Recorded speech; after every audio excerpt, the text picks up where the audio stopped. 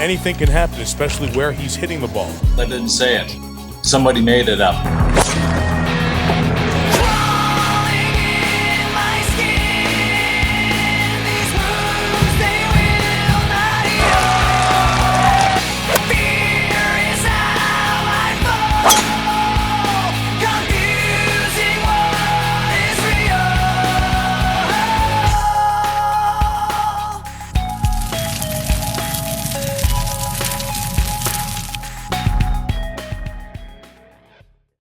The golfing world had just witnessed a fascinating Ryder Cup in Italy that saw Team Europe defeat Team America by a resounding 16.5 to 11.5. The event also produced its fair share of headlines, including Zach Johnson's captain pick selections, his coaching Jordan Spieth to switch to a 3-wood that ended up with the ball sailing into the water, and Rory McIlroy's tense confrontation in the parking lot. Yet, the story that left at least one competitor in tears was the 9-7 ass-whipping Aberg and Hovland laid into Scheffler and Koepka. The scoreline reminded me of another match play event from nearly 2 decades ago. It would take place in 2006 at the WGC Accenture Match Play, and it should come as little surprise to anyone that one of the men involved was Tiger Woods, the greatest golfer of his generation, and who many consider the greatest of all time. This match would not be a run-of-the-mill event, because Woods and his opponent that day, Stephen Ames, had some verbal history. On 2 separate occasions, Ames spoke negatively about Tiger to the media, and when the stars aligned, Woods delivered a golfing beatdown that still echoes around the clubhouses today. And yet, some questions remain after it was all said and done. Why did Ames say what he said, and did he actually say what was reported, or had the media embellished it? This is the story of Tiger Woods versus Stephen Ames at the 2006 WGC Matchplay Championship.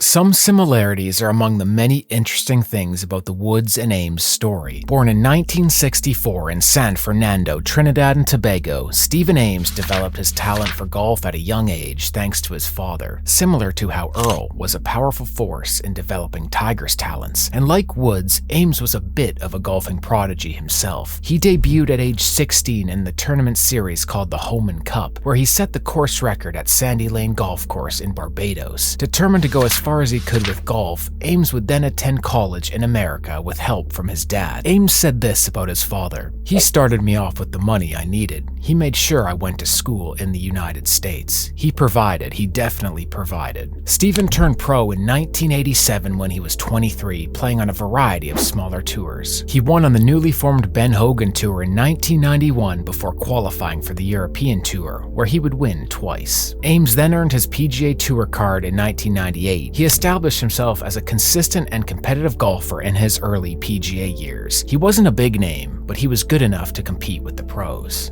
Long before he racked up 15 major wins, inspired millions of people to pick up the sport, and enjoyed more endorsements than any American athlete save Michael Jordan, Eldrick Tiger Woods was born in 1975 in Cypress, California. His father was a single-digit handicap amateur golfer and spent long hours coaching his son on the fundamentals of the game. But while Ames was an impressive young golfer, Tiger Woods was an instant celebrity. He made several television appearances as a kid. He shot 48 over 9 holes at the Navy course near his home when he was 3 years old, and he broke 80 for the first time at age 8. Think about that for a second. 8 years old and breaking 80. Tiger turned professional in 1996 after a stellar university and amateur career. He would capture 2 wins in just 8 events. Not long after, he'd win the 1997 Masters by a record margin of 12 strokes. In no time at all, he became the top-ranked golfer in the world and had endorsement deals from the likes of Nike and Titleist. But not everyone appreciated Woods' meteoric rise. While Tiger was dominating the 97 Masters, Fuzzy Zeller went to talk to the media.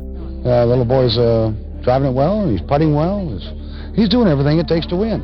So you know what you guys do when he gets in here? Pat him on the back, say congratulations, enjoy it, and tell him not to serve fried chicken next year. Got it. All right. Or collard greens, or whatever the hell. Besides the racist comments directed towards him, Tiger's dominance looked to rub some golfers wrongly in a different way. One such player was Stephen Ames. The first notion of bad blood was in the year 2000 when Ames went to the media to discuss Woods. Stephen was home in Calgary, Alberta, Canada, the Wednesday before the Masters, as he wasn't ranked high enough to get the invite. By then, Tiger had won 18 times on tour, including 2 majors, the '97 Masters and the 1999 PGA Championship. In contrast, Ames hadn't won a single time on the PGA Tour yet, and his best finish so far in the 2000 season was a tie for 8th. The Calgary Herald interviewed Ames and quoted him as saying that Woods was a spoiled 24-year-old. He also stated, "Tiger is coming across as if he's bigger than the game. In the past, he's not been very sportsmanlike. He has no consideration for the other players." As I did, you may ask yourself why Ames, from the comfort of his own home and away from a heated press conference or any other bad timing situation, bothered saying this. You may come up with various reasons, but only Stephen knows the answer. When the news got out and reached the golfing world, other professionals chimed in. "I like playing with Tiger," said Mike Weir. "He has great etiquette. I've never had a problem." Nick Price was surprised to learn of Ames's comments and stated, "I've never had a problem playing with Tiger." It's unclear if Ames at that point had played a competitive round with Tiger. If he had, Woods' then swing coach Butch Harmon didn't recall.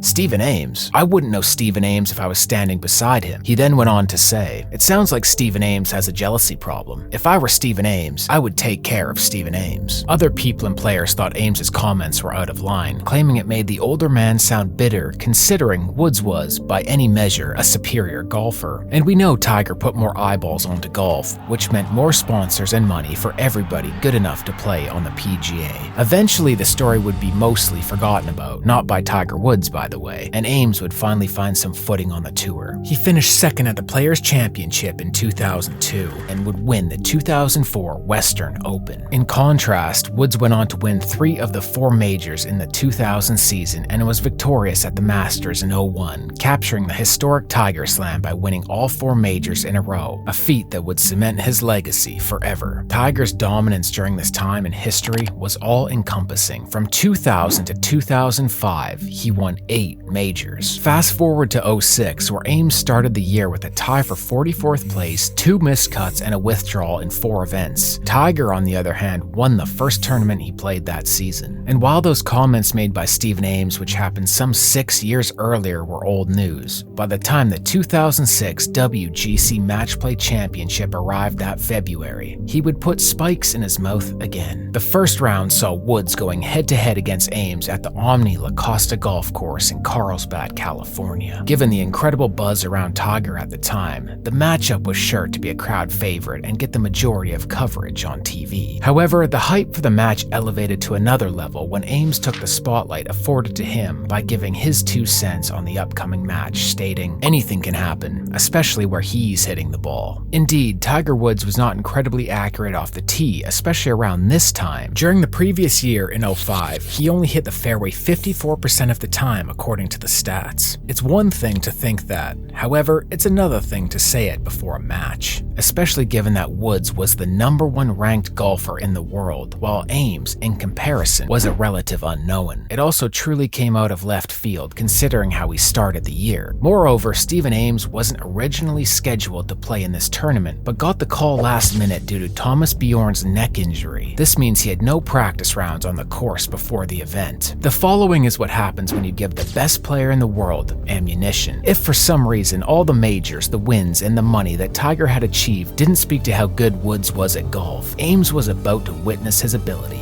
firsthand. Here we go, Tiger stepping onto the first tee of the 450-yard par 4. Ames, with his arms crossed, looks a little shaken up already. Tiger aiming for the right side of the fairway and missed it into a tree, but the ball kicked back into the short grass. Ames followed up with his shot to the left of the fairway, which missed by 4 feet. His next shot left him well short of the green, while Tiger's approach landed near the pin. Early in the match, Azinger says this: Stephen Ames would have been a little more comfortable on this first hole had he not made the comment about Tiger. Ames chipped to here and missed the putt. Woods one up. Tiger with a birdie putt on the second hole, and it dropped in. On the third, Tiger's tee shot went into the rough, but this is where his game was just so damn good. He hits a 5-wood, 250 yards. Watch where this ends up. Absolutely incredible. Total mastery of the game. Ames meanwhile laid up into the rough and plays his third shot into the green. He would concede this putt to Woods and is now 3 down after 3 holes. Stephen's second shot on the 4th hole goes long, while Tiger stuck it close again. Ames would miss this putt and Tiger has this birdie chance. No doubt in his mind, the confidence as he walks up to the hole. 4 up after 4. As the pair finished hole 5, which Tiger won, the commentators were now laughing at the absurdity of this contest. The 6th hole is a 310-yarder, but look where Tiger is aiming. He hammers the ball. Watch the club twirl. Such confidence. The ball flies over all the trouble and lands next to the green. What a shot. Ames, who doesn't have that kind of distance, sends his ball down the fairway, putting him nearly 100 yards behind Tiger, who ended the hole 6 up. The pattern repeated on the 7th, putting Tiger in the position of creating the biggest match play victory in the tournament's history. On the 8th hole, a par 5, Woods hits driver off the deck trying to reach in 2, and then his third shot literally bounces over the pin. 8 up after 8 holes. When they finished the front 9, Tiger had won every single hole, and if this were stroke play, he would have been 7 under for the round. Finally came the 10th hole. Tiger missed his birdie putt where he would have won with a record 10-8. He settles for par, meaning he and Ames split the hole. This ended the match as there weren't enough holes left for Ames to catch up. Tiger Woods is victorious with the final match play score of 9-8. Total dominance by Woods, which saw him hit all 10 greens in regulation that day. And because this tournament will not move forward after the 2023 edition, this remains the biggest defeat in the history of the WGC match play event. Ames handled the post-match interview with grace, saying, "Tiger played exceptionally well. I think the score showed it. In the front 9, he had 7 birdies and 2 pars. He struck the ball very nicely with his driver and his irons." Tiger mentions that he has never won a match 9-8, and when asked if there was some inspiration other than his love for match play and head-to-head golf, he says, "Oh yeah, there certainly was. Yeah, Stephen provided it. So yeah, definitely. I think he understands now." 11 years later, during a podcast episode, Woods recalled the day and Stephen Ames' comments saying, "I just think he didn't quite respect the way that I can play the game of golf. I had to show him that I could still play." Even with such a lopsided score, Tiger was not completely satisfied. "You have no idea how ticked I was that I missed that putt on the 10th hole to beat him 10-8. Tiger's career post-beatdown would be the same old stuff for him. He won the Open and PGA Championship back-to-back later that year, and this Stephen Ames incident would not be the only time another professional challenged Tiger through the media. In 2007 at the Players' Championship, Rory Sabatini said that Tiger was more beatable now and had trouble correcting his flaws. "I've seen him when he figures it out. It's scary. I don't want to see that anymore. I like the new Tiger. I'm waiting for him to have kids to test his patience." Woods would win 4 more times that year, totaling 7 victories, including the PGA and Tour Championship. So Tiger kept on winning, but what about Stephen Ames? First, let's talk about the big elephant in the room. He claims he never said the comment, "anything is possible," especially where he's hitting it, before the tournament. Did you ever regret saying that? No, because I didn't say it. Somebody made it up. The commentator who actually interviewed me put those in her words, not mine. Is it possible that the media embellished or made this up? Ask yourself, would Ames, coming into a tournament late with no practice rounds, starting off the year playing poorly, give the best player in the world more motivation? On the other hand, he did have history. Remember what he said back in 2000 when speaking about Tiger. What do you think? Just a month after this humiliating defeat, Ames would win the biggest tournament of his life, the Players' Championship, shooting a final round 67 and winning by 6 strokes. So in some ways, maybe the loss to Tiger and what the commentators said during it motivated Stephen to prove how good he was. He would win 2 more times on the PGA Tour, totaling 4, and while he didn't achieve the same success or recognition as the game's biggest stars, he maintained a solid career on the tour. His win percentage increased even further when he began competing on the Champions Tour. He's won 6 times total and has had 4 wins in 2023 alone. So while some may claim that this defeat by Tiger Woods destroyed Ames, that simply is not the case. If anything, it made him focus on his game more than ever. Sadly, no number of wins can completely wipe the stain of the 2006 match play off of Ames's name. The issue, of course, course, is not that he lost, but that he lost while those two negative comments about Woods swirled around for all to see. The defeat and the pre-match comments garnered so much media attention, they are often remembered as the key moments of Stephen Ames' career. When some people think about him, it's the match play loss and not the long golf career that still continues. Based on Woods' game and post-match interviews, Tiger used Ames to prove a point. He was still the best in the world, and nobody was on his level during this period. While the comments and how true they are still up for debate, one thing is for sure, giving a prime Tiger Woods extra motivation would never be a good idea. Maybe such comments about a lesser player would throw them off their game, but not somebody who would amass 82 wins on the tour.